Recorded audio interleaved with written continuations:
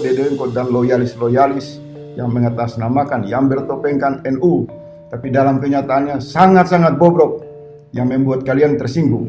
Sangat bodoh kalian. Hancurkan penipu-penipu seperti kalian. Kecil. Norak kalian, bobrok kalian. NU tidak dibentuk oleh Hasyim Asy'ari yang nol besar. Saya tantang kalian. Mau bunuh saya. Mau merampas jiwa saya.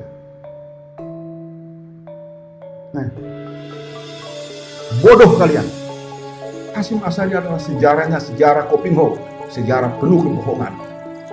Kalian, saya merujuk kepada pernyataan Gus Baha yang menurut saya dia tidak berakhlak. Gus Baha, kamu itu jangan menggunakan agama untuk melakukan penipuan kepada umat. Ada yang mengatakan bahwa Hadratus Syekh Hasyim Asy'ari itu adalah orang bodoh. Bagaimana menurut panjenengan? Saya yang menyamakan akan saya lawan siapapun dia dan apapun resikonya. Habib Faisal Assegaf dialah yang mengatakan bahwa Hadratus Syekh Hasyim Asy'ari adalah orang bodoh.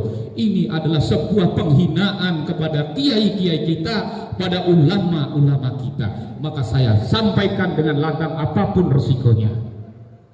Pak Barok, apakah kamu tidak takut dipecat dari NU? You boten takut. Pak Barok, napa jenengan boten khawatir dikeluarkan dari NU? Boten khawatir. Justru saya takut ketika saya menjadi ketua NU, saya tidak bisa berbuat banyak manakala kiai-kiai kita dihina, manakala lembaga-lembaga kita dihina, manakala sejarah kita dibelokkan. Inilah yang saya takuti. Jadi bukan sebuah jabatan yang melekat pada diri saya.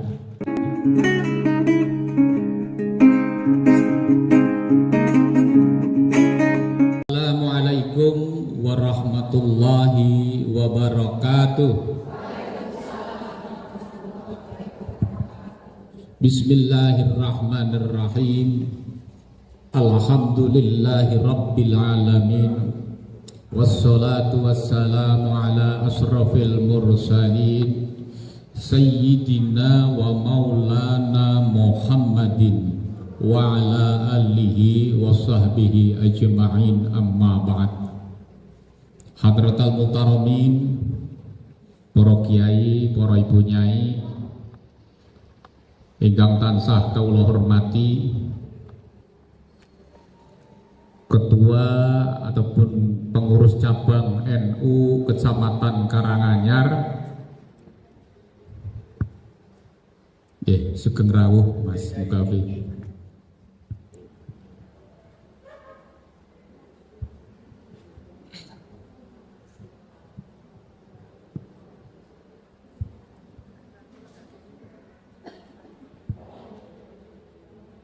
Selamat datang Bapak Mukafi, anggota DPRD Provinsi Jawa Tengah dari Partai Kebangkitan Bangsa.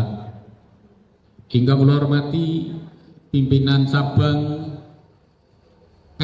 Muslimat NU Kabupaten Karanganyar beserta seluruh jajarannya. Hingga kula hormati pengurus cabang NU Kabupaten Karanganyar yang pada kesempatan ini dihadiri oleh Sekretaris PCNU, beliau Kiai Haji Jati, nopo asli lengkap Mas Jati ngaten mawon, beserta seluruh jajarannya yang saya hormati, pimpinan cabang Gerakan Pemuda Ansor yang pada kesempatan hari ini diwakili oleh Wakil PCGB Ansor,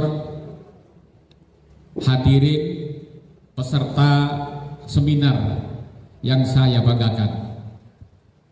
Pada kesempatan yang pagi hari ini, mari kita bersama-sama sebelum kita memulai, kita terlebih dahulu memanjatkan rasa puji syukur kita kehadirat Allah Subhanahu wa taala atas rahmat dan nikmat yang diberikan kepada kita, sehingga pada siang hari ini kita bisa mengikuti seminar dan bedah buku Kiai Haji Muhammad Hasyim Asy'ari dalam keadaan sehat walafiat tanpa satu apapun. Selawat dan salam kami aturkan kepada junjungan kita baginda Rasulullah Muhammad sallallahu alaihi wasallam ingkang kita dereki tindak lampahipun lan ingkang kita tengge-tengge syafaatipun khususipun benjang wonten ing yaumil kiamah. Kula dongake mugi-mugi sedaya muslimat NU Karanganyar baik rantingnya, anak cabangnya, PC-nya ingkang rawuh wonten ing papan mriki mugi-mugi tansah pinaringan gesang ingkang barokah. Amin. Dipun paringi hidayah. Amin. Dipun tebike saking musibah. Wau saking dalem ingkang wonten ingkang kraos encok pegelino masuk angin darah tinggi asam urat kolesterol kula dongake kondur saking mriki dadi waras. Amin. Ingkang duwe utang kula dongake kondur king mriki dadi lunas. Ibu-ibu nyai nyuwun pangapunten, kala wingi dipun telepon kalian ibu nyai ibunda kita Ibu Sulis. Pak Barok benjang saged boten teng Karanganyar. Kula jawab acara nopo? Seminar. Kaget kula. Sebab sanes bidang kula kan ngisi seminar, wah bukan kapasitas saya untuk mengisi kegiatan-kegiatan seminar pada siang hari ini. Sebab dari keilmuan saya orang nyandar membedah buku ini pun kaitannya Kiai Haji Muhammad Hasyim Asy'ari.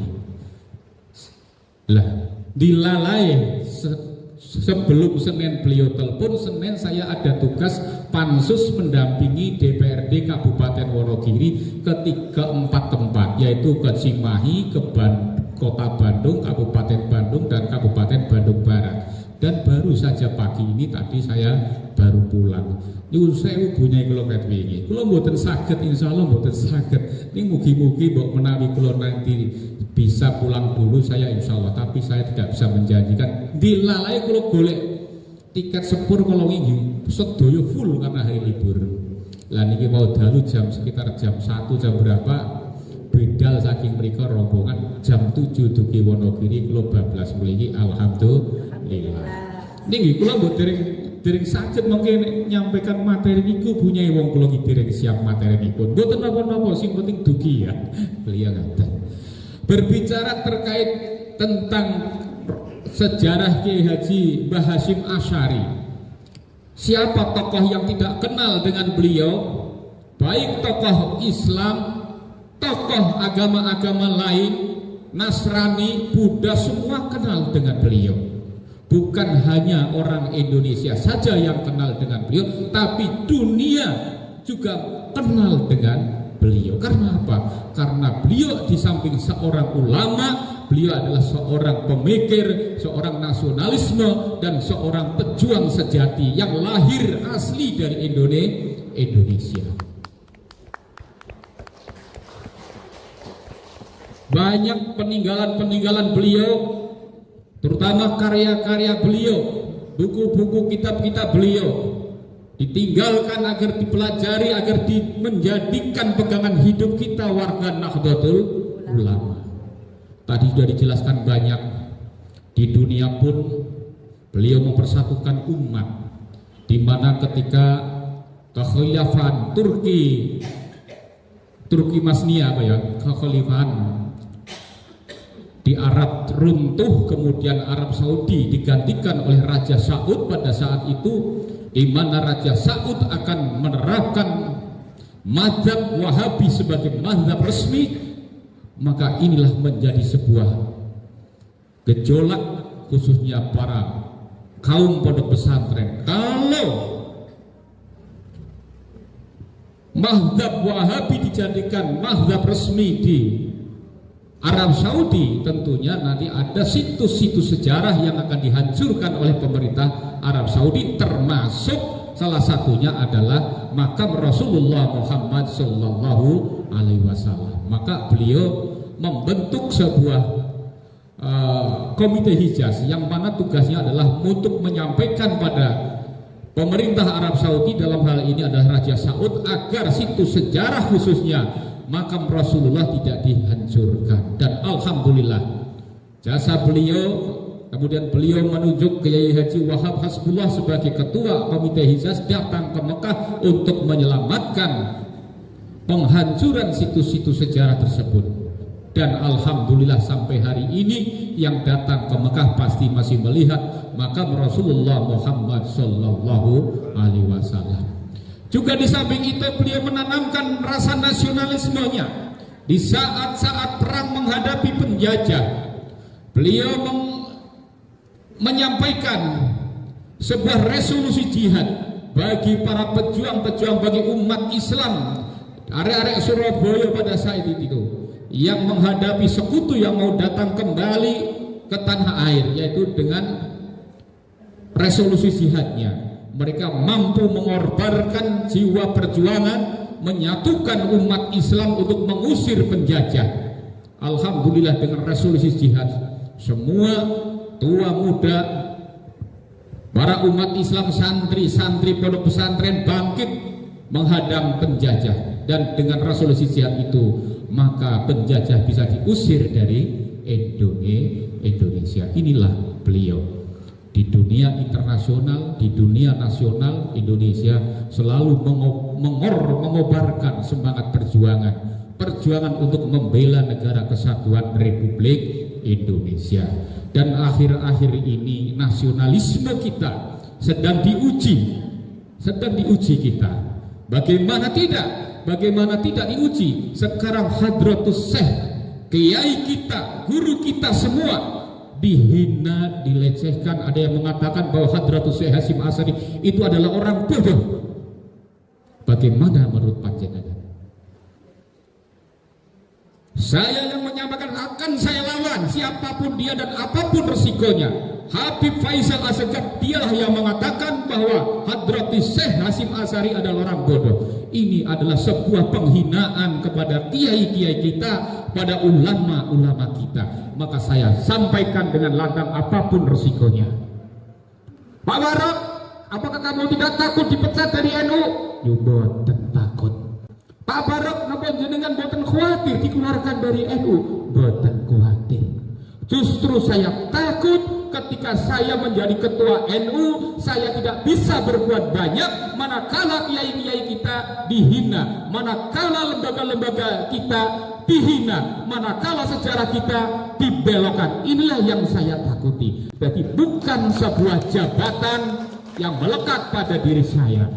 Jabatan itu tidak selamanya. Jabatan itu bisa membawa kita kepada hal-hal yang buruk manakala kita tidak amanah. Oleh karena itu, mungkin panjenengan telah melihat media-media saat ini, hari ini bagaimana. Tidak saya tanggapi, karena itu adalah resiko dari perjuangan saya meneruskan perjuangan Hadratus Syekh Hasyim Asy'ari. Yang terakhir tadi, jenengan merisoboten nama Hadratus Syekh Hasyim Asy'ari dikeluarkan dari kamus sejarah, kemudian dimasukkan para tokoh-tokoh pengkhianat PKI,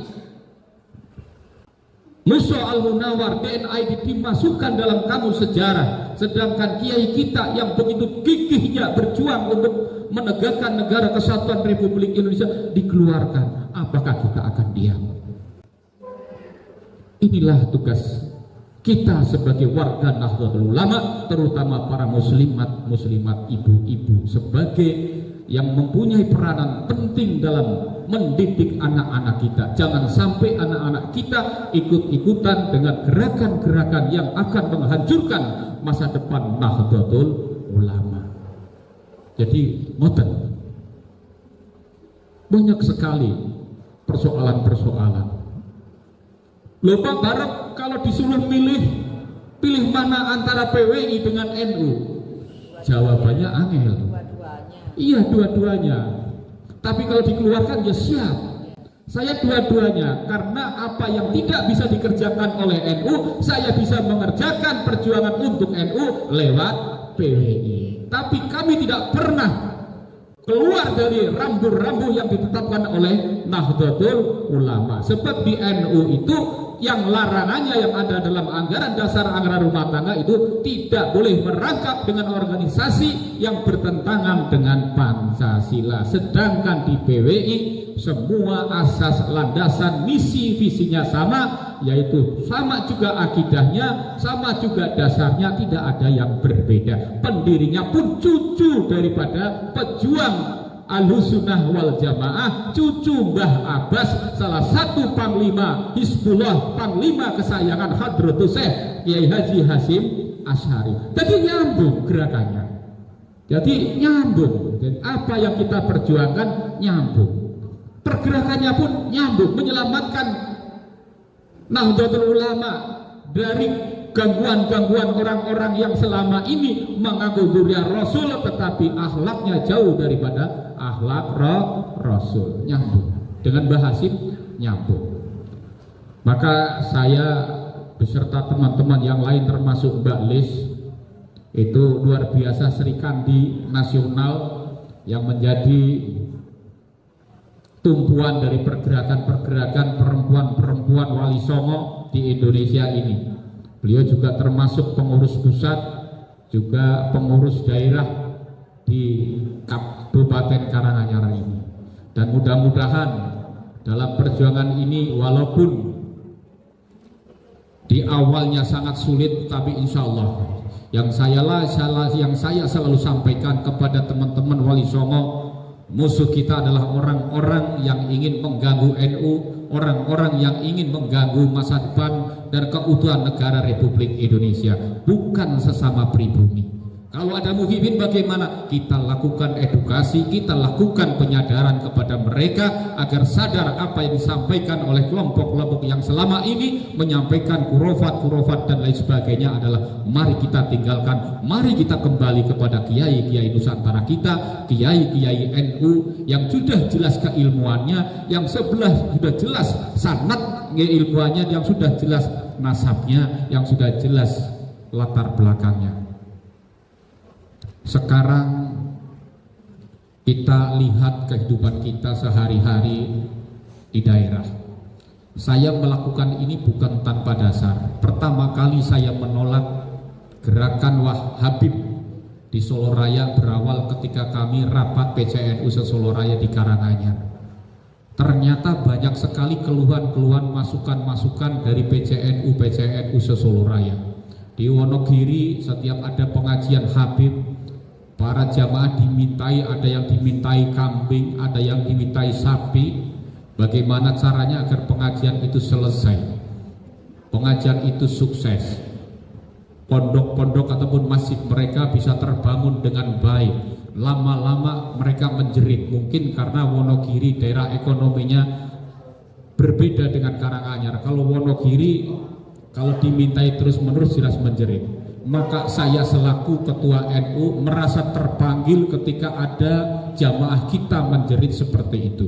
Ternyata sama ketika di Karanganyar pada waktu itu di rumahnya Ki Aziz Surya PCNU Karanganyar. Muncullah maka NU Solo Raya harus mengambil sikap, yaitu harus menolak, harus melarang warga Nahdlatul Ulama mengundang Habib ketika ada kegiatan-kegiatan keorganisasian. Maka saya sampaikan, meledaklah pada saat itu. Maka saya termasuk orang yang diintimidasi dan didatangi kurang lebih 200 orang dari Ponorogo, tapi saya tetap berdiri kokoh menghadapi mereka bahwa ini Wonogiri adalah wilayah saya. Saya memberikan instruksi karena saya melindungi, menjaga umat saya dari penderitaan, dari penindasan oleh orang-orang yang ingin menindas warga Nahdlatul Ulama. Apapun yang terjadi pada umat saya, maka saya harus melindungi umat saya. Oleh karena itu panjenengan akan membuat masalah di Wonogiri, maka panjenengan akan berhadapan dengan umat Nahdien di Kabupaten Wonogiri. Inilah daripada apa yang saya sampaikan dan apa yang saya perjuangkan selama ini terkait masalah pergerakan Nahdlatul Ulama, terkait meneruskan perjuangan Hadratus Syekh Hasyim Asy'ari tentang nasionalisme. Memang sekarang nasionalisme kita, para remaja dan semuanya sekarang sudah menurun. Walaupun Sering ada slogan-slogan NKRI harga mati, namun ketika negara dalam ancaman mereka tidak bisa berbuat banyak. Karena apa? Mungkin karena ewu perkewuh, gurune adalah muhibin dan lain sebagainya. Maka lewat perjuangan Wali Songolah sebagai pergerakan alternatif untuk menyelamatkan NU, untuk menyelamatkan negara kesatuan Republik Indonesia. Saya kira sekilas itu dari saya, dan nanti diteruskan oleh pembicara resmi. Sebenarnya saya bukan pembicara inti, pembicara intinya Kiai Jati selaku tokoh muda kita dan juga teman juga di NU, tapi beliau tahu tentang saya bagaimana kenakalan saya di NU. Saya adalah tidak sesuai dengan apa yang mereka saya tentang, tapi tentang dalam arti tentang untuk kebenaran, bukan tentang untuk kejelekan. Saya kira itu, kurang lebihnya mohon maaf. Wallahumma billahi wa taufiq. Wassalamualaikum warahmatullahi wabarakatuh.